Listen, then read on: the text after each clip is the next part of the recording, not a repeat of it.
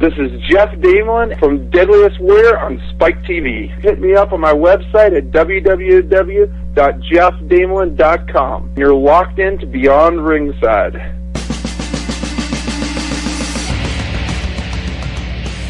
Welcome to the original rock and wrestling radio show. Welcome to Beyond Ringside, your source for wrestling, MMA, and boxing in the Southeast. To contact the Ringside Roundtable of Beyond Ringside, email them at beyondringside@gmail.com. And now, your host for Beyond Ringside, the man, no myth, all legend, Fast Eddie Lane. On a phenomenal Wednesday night. Greetings, Midweek Meltdown is on for Beyond Ringside. We are live from the Full Range Entertainment Studios in beautiful Birmingham, Alabama. The Magic City Motor Mouth, Fast Eddie Lane, inside the control room, being joined by Mark Mabo Bowman. Marcus, how you doing tonight, buddy? Well, I can tell you right now there, Eduardo, rice, it's not just for putting in your shoes anymore. You can also eat that stuff. There you go. Like to welcome in professional wrestling manager, the Oracle of Ominous, the Wicked Nemesis. Guys, let's make sure that we go out and get those T-shirts, those Mark James T-shirts selling like fat cakes. Folks, in just a couple of minutes, we are going to be joined by rejoined by the host of the Deadliest Warrior on Spike TV.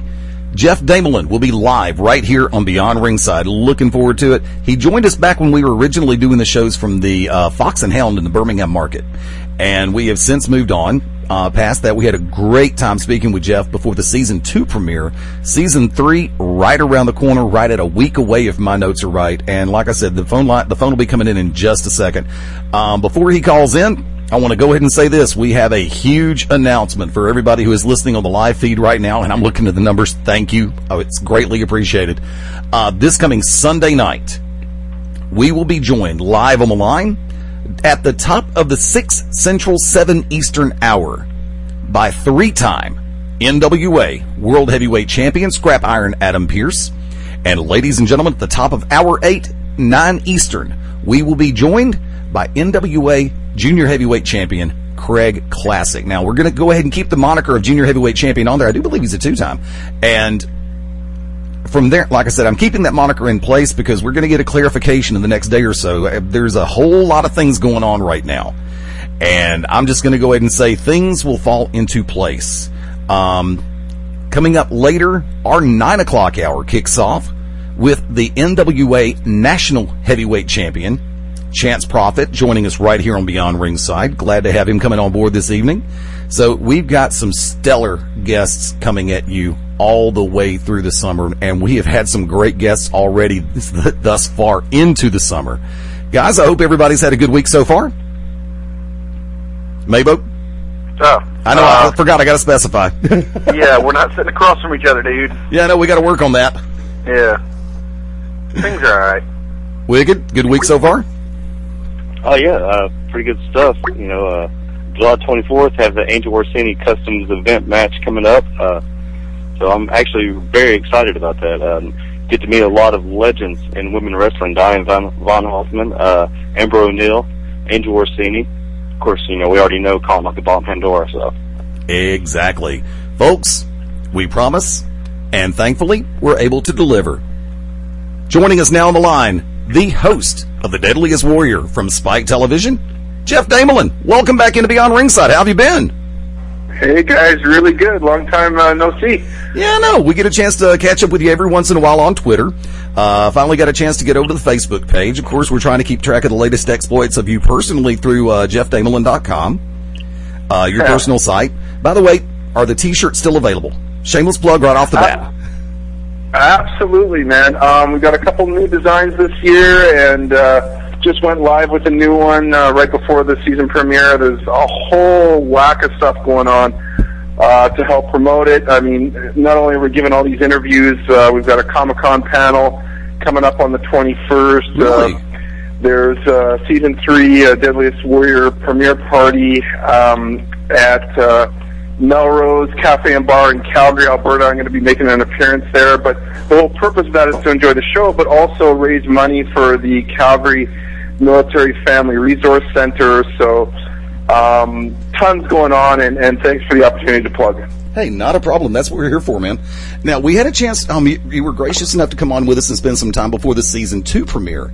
And I've got to tip my hat because I went back and caught the episodes that I wasn't able to see from Season 1, caught Season 2. Mm-hmm. And I said this during the first time we spoke. And I know it's going to sound shameless, but I'm going to go ahead and say this. The show is always fun to watch because you managed to... Go ahead. That's not shameless at all, man. And by the way, that wouldn't be the first time for you. But no, that's not shameless at all. It is a fun show, and I think it's supposed to be a fun show, and that's why we have such a large audience. There's just so much going on in that show. It is fun to watch. There's there's the history aspect of it. There's the medicine aspect of it. Science.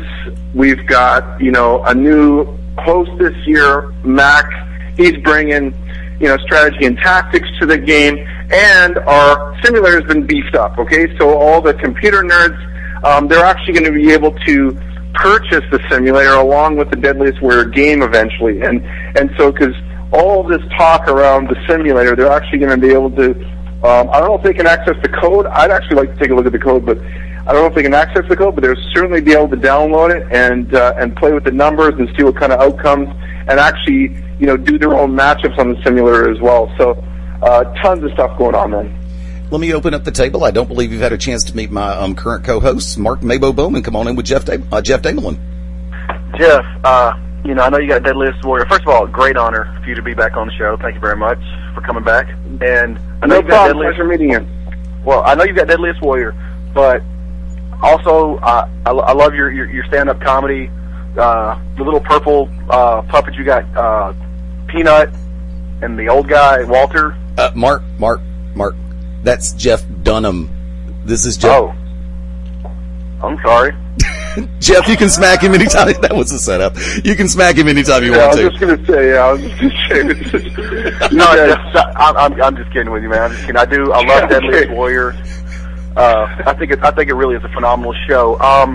But you guys also have the video game available. You've got the video game available now, and then you've got an expansion pack. I'm not sure if that's available yet. What can you tell us about it? Yeah, well, the way I understand it is that the first game that came out, Deadliest Warrior, the first game, had an expansion pack of 3 warriors, Rajput Warrior, Shaolin Monk, and can't remember the third one, but those were additional downloads for the first Deadliest Warrior game.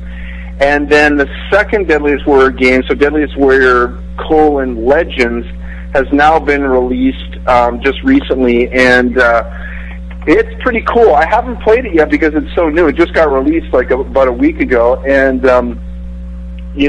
what I've heard about it is that it's got grappling moves now, so it's not just using your weapons. You can actually move in and grab the guy. There's single kill shots now. So one hit, one kill, you can perform, and from what I understand, speaking to some of the guys on Twitter, is that the whole theme and the movement of the characters is just a little bit more slick than the first one, and so that's cool. But there's big plans for that. I've actually been talking to Dan Jang at Spike, and he's the head of digital entertainment, and is basically controls the development of the game from Spike's perspective. And there's big plans in store for this. And as you know, we've got the Deadliest Warrior movie has been signed off with Paramount, and they've hired 2 writers for that, and they're currently putting together a script. And that's all I know. That has been that's the last I heard about it, but this show has blown up, man, and I really think, it went from a niche market, like 18 to 25-year-old males on Spike, to mainstream on season 3. There's no question I'm considering this mainstream, and most people that contact me are a mix of, female, male, educators. I get a lot of high school teachers contacting me. I get some professors contacting me. I had a guy, an archaeologist in the UK, wanting to, help use me to help decipher some bones he had found and some of the wounds in the bones. And he was convinced it was done by a sword. And I said, no, that's a battle axe. And we went back and forth, and it's just been absolutely phenomenal. And so the the dialogue that's going on out there has definitely moved us from that niche market into mainstream for season 3, no question about it. Like to introduce the tag team partner, the Pro Wrestling Manager, the Wicked Nemesis. Why are you introducing me? I know Mr. D. Mr. D and I are like peanut butter and jelly. Come on now. I don't know if you. I didn't remember if you were on during the interview last year, Wick. It's been. I've had sleep since then. Lord have mercy. Okay, Eddie, stop talking. Mr. D. Now, there have been a ton of changes for this season. One being a new host. Max is no longer with you. Is that correct? That is correct. We got a bald guy now instead of a guy with a fro. I mean, what is this new guy? I'm sorry, I don't know his name. You know, Max Geiger. You guys know I'm a huge Deadliest Warrior fan, so I like Max. Max brought that nerdiness to it. What does the new gentleman, if you will, tell us his name, bring to the table that Max didn't? Well, how much time you got? I mean, honestly, how much time you got? Because I could go on forever about the changes on this show. I mean, do you want to hear about all the changes or just about the changes to the host? Actually, we've got as much time as you do. We've got all the way to the top of the 9 o'clock Central Time hour. Okay, cool. I don't think I can stay that long with you guys, but I can certainly go to about 10 minutes too, because I got another interview at 7 o'clock PST. But here it goes. Okay, so absolutely, Max Geiger is no longer on the show. And he's been replaced by 2 people. So, you know, you got to give Max credit for that. It took 2 people to replace him. And one of them is Mac, who is an ex-Navy SEAL, and he's bringing a strategy and tactics aspect to the game here, and so that we can kind of beef up that area as well as, okay, we got these straight weapons tests, but then how would these be used in the ranks, and how would they be used against other weapons? And in fact, there's a section of the show called Chalk Talk where Mac and one of the experts will stand together and work through a segment of geography, almost like a football X's and O's play, something like that, where you get to learn about how, you know, in a real historical battle, how this weapon was implemented on the battle space. And so that's a really cool section and new section of the show that I think a lot of people are going to like, and I think you know, the History Discovery Channel people are going to like, because Mac, of course, was the host of Future Weapons for 4 seasons on both the military and Discovery channels, and pulled some good ratings. So we're hoping to get those people over to Spike, and so yeah, that's what he's bringing. But then Max's second half replacement is Robert Daly, and Robert Daly is the head developer at Pipeworks, and Pipeworks is the company that develops the Deadliest Warrior game. And so that made a lot of sense. I think it made a lot of sense from a marketing perspective, but I think it also made a lot of sense from a simulator perspective, because these guys are trying to use the data that we pulled on the show in the Deadliest Warrior game. So they're kind of already building a combat simulator with the Deadliest Warrior game.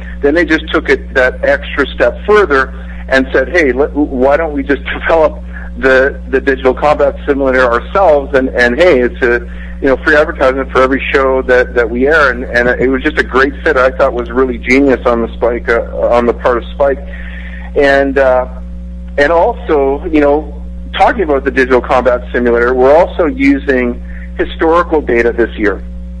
So, I mean, there's no question the crux of the data that goes in the simulator is generated from the weapons test.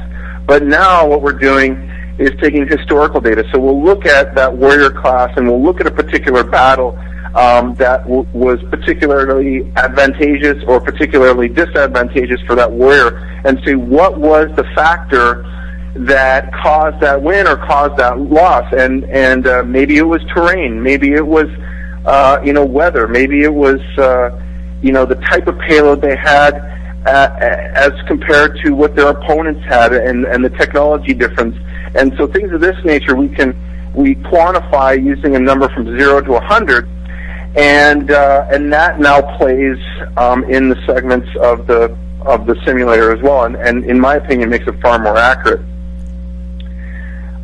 You guys still there? Yeah, we were definitely with you. Okay, cool. So that's the simulator.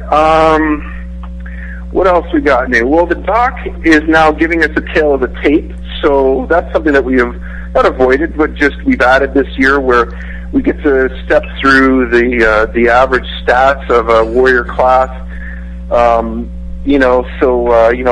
Height, weight, and then he'll go into, well, why was that? Is nutrition based, things of this nature. And then also, in the time period that we're looking at, the doctor looks at what the warrior class actually had available to them as far as medicine and medical care was concerned. So, if a particular injury occurs, it may not mean anything to a modern warrior because of all the advances in modern medicine. Right. But you have that same injury, in the 18th century, and you're toast. And so these are the kind of things that he gets into, which is new for him. And as far as I'm concerned, there was always some pre-work that went on before the tests actually occurred. And so now that pre-work, which is, we've beefed it up a little bit, like I'm working out equations, there's something I got to build for a particular test, or, now you're getting to see all that you'll be able to, I go through on a whiteboard, the principles behind the test and the science behind the weapon, and you'll see what I'm constructing, and then, we'll flip out to the field and perform the test. So that's kind of neat for me because it brings a more science aspect to the show, and I think it better utilizes all of the hosts' expertise as well.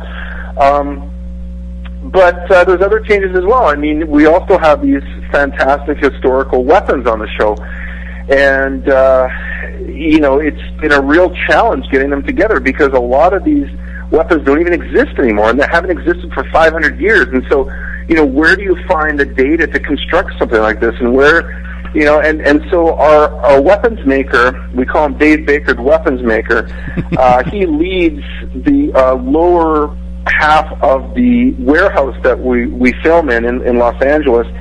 And he, does all the research into the weapons for a particular warrior class. And sometimes he's even gone to museums and have to take pictures and take, detailed measurements off the weapon right there at the museum. And then he takes that information back to his, to his workspace and actually builds it by hand. And he builds it by hand using the materials and the methods of the time. So we feel that this is the most authentic and the most realistic weapons replication, certainly on television, if not, the world. And and that was always going on. And somebody just, a light switch turned on in an Spike executive's head and just said, why don't we get this guy on film? Because it adds, a lot of legitimacy to the show. And, this is not just, internet ordered weapons. This is something that we've spent a lot of time, researching and constructing. And so let's let them see that. And so there's that segment now. And what else? I think that might be it. Actually, jumping in for a hot second, because that was one thing that I was thinking about, because when you got different time periods in play and different geographic regions in play, you may have, per se, in one type of spear or one type of handle, a type of wood that is used or that has not been around for a while, or it's indigenous to a particular geographic region, whereas if you try to pull it from something here domestically in the lower 48 or up in Canada, it may not be exactly the same. Therefore, the stress levels for the tolerance may be different. Oh, you're absolutely right. You're absolutely right. And we actually looked at the hardness levels of different types of wood on the show and things like this, and how much, how stiff is it, how compliant is it. Mm-hmm. And it's interesting, the woods that they chose, because, if you think of something that's very stiff, it also becomes very brittle. Right. And but then if you've got something that's too compliant, you've got something that's going to bend under the load once you wax something with it. So they were very careful to choose, different types of wood that fell, kind of in between, willow and oak, so to speak. Now, there's also one thing coming out of the 2 seasons, and I'm sure you've got a number of the episodes in the can for season 3. What is, based on your background in biomedical engineering, I think I asked you this during the previous interview, but you've also had a chance to do so many different studies in the time since then. If there was one thing that you've discovered through the reenactments, through building the different figures, that the way the human body works, if there was one thing that the light bulb went off over your head and it's like, I didn't take that into consideration, or the big shocker moment as far as the discovery goes, what would that be? Wow. You know what? That's a very interesting question, because I get that all the time, and I'm very grateful for the work that I have, because often, even in physics, something that you think is so logical can be completely illogical at times, and you don't realize it until you run the experiment. And I'd have to say, the biggest surprise for me was the ball and chain on William Wallace, and I know you were kind of referring to latest weapons tests, but I'll see if I can't really pull an example because the shows haven't aired, but I will say this, that the ball and chain from William Wallace was a big surprise for me, because Hollywood gives you this idea around a weapon and how it is wielded and how much damage it can actually do. And so we saw, William Wallace jump up on the bed and swing this ball and chain with one arm, and comes down and, hits the guy in the head and it crushes his skull.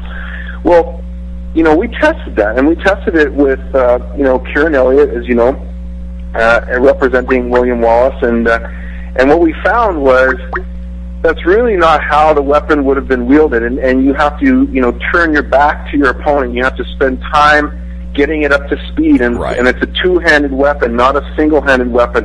And even once you get it up to speed and let it go, the accuracy was quite low, and even when it did hit, it really didn't have as much punch as we thought it was going to have. And so for me, that was the big, aha moment as far as weapon surprises for me. Well, see, also expounding on that for one short second, I would think with some of the larger head axes, with the longer handle axes, they would have also required more physical momentum, per se, centrifugal force or inertia, in order to get the blade up to speed to do the maximum damage. Correct? Yep, absolutely. And that was a good example of that was on Viking versus Samurai, where the Samurai had the Kanabo and the Viking had the Great Axe. And the Kanabo was much heavier than the Great Axe, and in order to realize that, if you only swing that heavy Kanabo a foot, you're not going to get the velocity that you need. And momentum, you mentioned momentum, so let's talk about momentum as mass times velocity. You're not going to be able to get it up to speed, get that velocity that you need to have that overall number of momentum to be high. So you're right. Now all of a sudden it's taking the more effort on the warrior's part, better biomechanics, and timing, I think, because you're going to have such a wind-up with a weapon like that, your timing has to be impeccable, otherwise you're going to get caught. Whereas something like the Great Axe, a little bit lighter, but maybe, you can balance, it's not fully committed one way or the other. With the Great Axe, what I liked about it is you can choke up on it, right? Just like a bat. And if you're choking up on it, you can tend to move it a little bit faster, and the arc that it takes is a little bit tighter.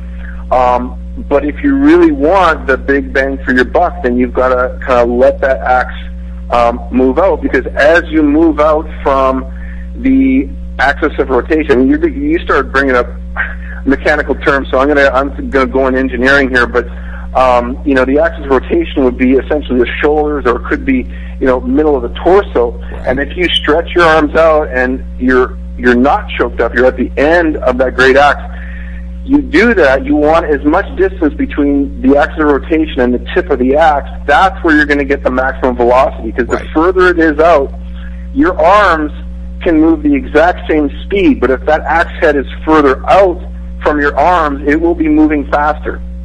That's a fact. That's just mechanics. And so the least amount of choking for the same arm speed will give you the fastest axe head. So you can kind of switch it up there. And that's what I liked about the Great Axe over the Kanabo. And I think also it speaks to weapons that can be somewhat flexible in the battle space as well, whereas the Kanabo was one thing and one thing only, and that was you got to get it up to speed or ain't doing anything. You're listening to Beyond Ringside live on a Wednesday night, the midweek Meltdown, Fast Eddie Lane, Mabo Mark Bowman, the Wicked Nemesis, and Brooks Logan, being joined by the host of the Deadliest Warrior on Spike TV, getting ready to go towards season number 3, Geoff Desmoulin. Glad to have you on board with us this evening. I'd like to go back over to Mark Bowman if I could. You bet, Jeff. No, Jeff. I love the technical aspect, I love everything, but I want the poop, man. I want the inside dirt. It seems like over the, I went back and watched season 1, season 2, watched a little bit of season 3, the trailer, the little preview, and all the commercials. How heated has it ever gotten between any of the two opposing groups on the shows? Yeah. Is it pretty violent? You know what? I wouldn't say violent. No way. Nobody's come to fisties, but I'll tell you this. They know that at the end of this show, someone's going to lose. And not only is it their name in that lower third, they are representing an entire warrior class, okay? And most often than not, they're representing a country as well behind that.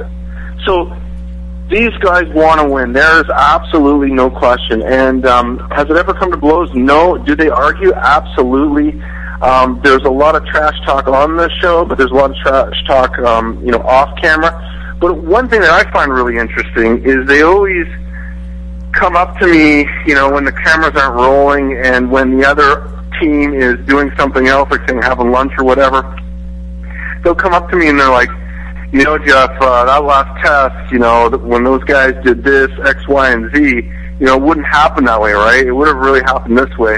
And, that's why we're the better warrior. So, they're influencing they're pulling every straw out of their hat, and they're doing everything they can to win besides coming to fisties, so. And do me a favor, Wicked Nemesis, come on in real quick. Okay, now you guys have had some controversy before with certain episodes. I don't even know if we can talk about them. We might be legally able to talk about them, but sure. This year, I've been begging for Joan of Arc against Mulan. Will we see any strong female women this year? Can you tell us? Yeah, totally. That's one thing that I missed for this year. Actually, is we have a woman warrior on the show this year, and that is Joan of Arc. Joan of Arc versus William the Conqueror. And so, again, despite its genius of creating controversy, and so it's not a female versus female matchup, it's a female versus male matchup, so it's going to be battle of the sexes, and there's going to be a lot of bets going down, a lot of trash talking between boyfriends and girlfriends, but the thing is, for me, it's actually the more real scenario for Joan, okay? Because she led men into battle, and she would have been going up against opponents that were 100% male populace. So this is something that I think is exciting, it's controversial, it's new, and it's realistic. So you can't go wrong with that combination.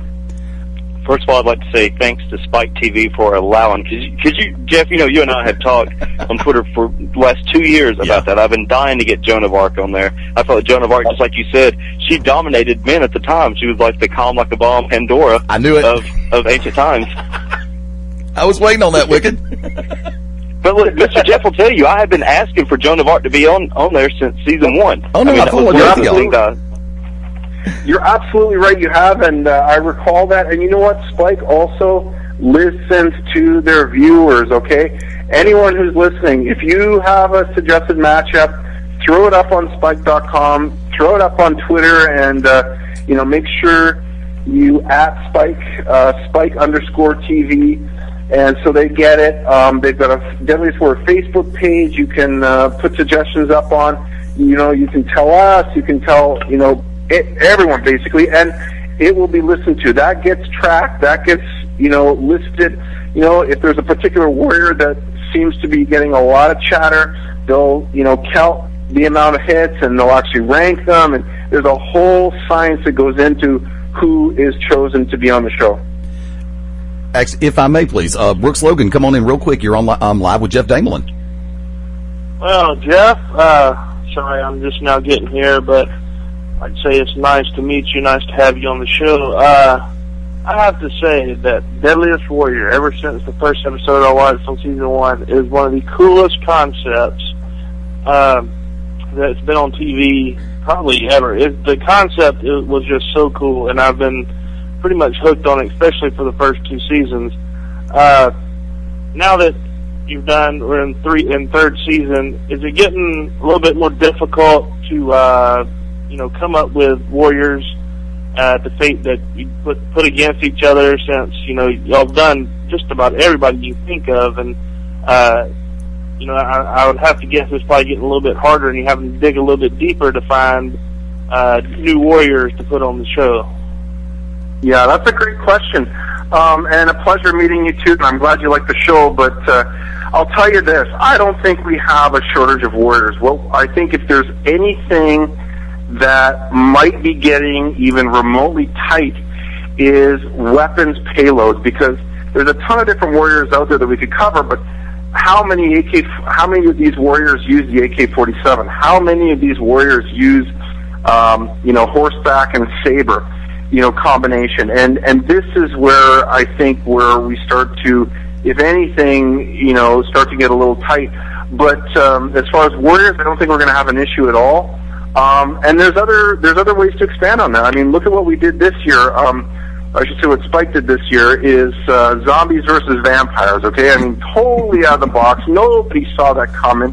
It's creating all sorts of controversy, but it's bringing new people to the show.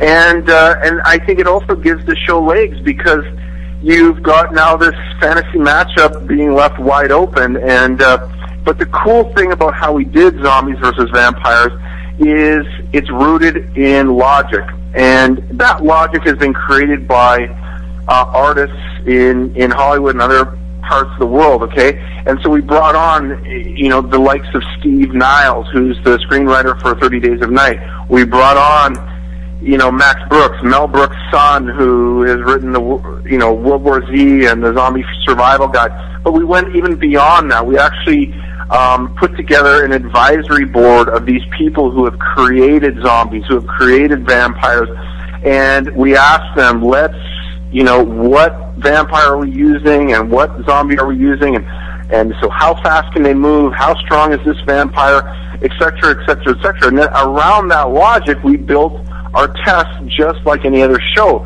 But because we knew this was going to be such a controversial show, and because it was new, it was funny walking on set at 6:30 a.m. I'll tell you, man, there was buzz. Okay, people were walking faster, talking louder, everyone's chitter-chattering, and because they knew, hey, this is going to be controversial, everyone stepped up, everyone brought their A game and made it happen. And I think what you'll find is the tests that we run on zombies versus vampires are second to none, and probably the best test we've run all 3 seasons. And it's that legitimacy. I mean, think about the virus, okay, a zombie virus. It's a real virus. I mean, this is the logic we've been given from these people that have built zombies, and we've got a physician, Dr. Armand Dorian, that's describing how viruses mutate, describing how viruses get transferred from one human to another. And, this is, so it's all rooted in that science, medicine, and strategy and tactics that the 3 hosts bring, and I think we did a fantastic job. I think people are going to love it, even though it is a fictitious matchup. So are we short? I don't think so. And also, another thing that we could do is a whole bracketing season. I mean, what about, ninja versus samurai? What about, well, actually, they actually met on the battlefield, so we couldn't do that. But, pirate ninja, right? Everyone wants to see that, and we haven't done it yet. And also, everyone wants to know who is the deadliest warrior, who is number 1 modern warrior, who is number 1 ancient warrior, and we haven't even come close to answering that question yet. So, and in my opinion, that's an entire season. So, if we ever did come to the point where we're not as, where things were looking a little tight, we're running out of people, we could always do a bracketing season as well. So I think we've got at least, for sure, I would say 100% of season 4, and I'd say a very, very good chance of the season 5, and and it could, you know, and who knows what Spike's going to come up with for something, you know, to continue the show if it's still a big hit, and you know, but of course it's always a business decision. I mean, we never know what's going on until about 3 weeks before we start filming. You know, they sit down, they look at every episode, what were the ratings, you know, how is it trending, et cetera, and then they make a business decision, and if it's a good business decision to have another season, they'll do it. And so it's been a hoot and a big learning curve for me, but that's my take, the long version of my take on your question. And if I could, there's two questions I want to hit real quick, and I know you're running short on time, and I thank you for being so gracious with your time this Wednesday night. Number one, no problem. And I know there's been probably so many different ways that this question has been asked, but coming out of season 2 into season 3 with everything that y'all have done, with everything, with your background, what has been the most gratifying moment throughout the show that has hung with you, or even all the way to right now, if there is one moment that just pops into your head that just makes everything go illumination? What's that for you? Right. Great question. And, you know, honestly, like when somebody, like I don't know if you guys know, but I'm almost done a doctorate in engineering, and let me tell you, the sacrifice that I put into that to achieve it, and it was just immense, and I don't think anyone truly understands until you go through it. And so to be able to impart knowledge in my lab sequences this year was just fantastic for me, and honestly made it all worth it. And so any of them, and I really mean that, any of my lab sequences that airs, I will be 100% gratified and made it all worth it. And kind of the nullifying moment, it would be any one of those, because I get kids contacting me, I get teachers contacting me, and they're like, you know, I use this show as an impetus to teach geography. I use it to teach history, and we tie it into what we're studying that week. And in fact, there was one teacher just recently that sent me a bunch of his students' school projects, and so I'm going to be posting up on my website. And there were some guys that focused on the weaponry of certain historical time periods, and I just think that right there for me is just makes it all worth it, and really is moving for me, honestly. Now, everybody knows about Spike.com, the official website for Spike TV, and of course the home for Deadliest Warriors website. You've got the Facebook, you've got the Twitter, but before we let you run, GeoffDesmoulin.com. Because everybody wants to know a little bit more about the man in front of the camera and behind the scenes. What all can they find at GeoffDesmoulin.com? It's pretty much all there. My entire life is there. You've got, what I do in my day job, my research, photos from the show. You've got, my consulting services.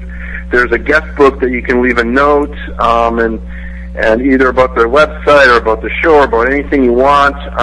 There's a way to contact me through my website if you have something to say. And in fact, I've been getting some good gigs through that as well. What else is there? Well, there's the GTD line of clothing. There's 8x10s from photos of the show that you can pick up. And I'm going to be loading up a shadow box of a signed UFC Fight Club that I got from Rashad Evans when he was on the show. And just tons of stuff, man, tons of stuff. It is me, and it is, everything I do. And so if you're interested, feel free. And I can take it based on some of the stuff that you've said that you are available for public speaking, right? Absolutely, 100%, yeah. And I've got a couple gigs set up already.